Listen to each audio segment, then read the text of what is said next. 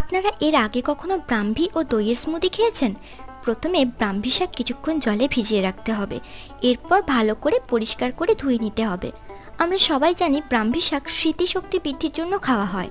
এর সাথে কিন্তু এই শাক এইভাবে খেলে রাতে ঘুমের সমস্যাও দূর হয়। এখানে ব্রাহ্মী শাক, জিরে, দই ও মরিচ নিয়েছি। এবার জিরে আর মরিচ শুকনো কড়াইতে ভালোভাবে ভেজে নিয়ে গুঁড়ো করে নেব।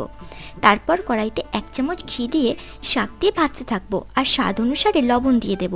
শাকটি ভাজা হয়ে গেলে দই আর ভেজে রাখা শাকটি গ্রাইন্ড করে নেব।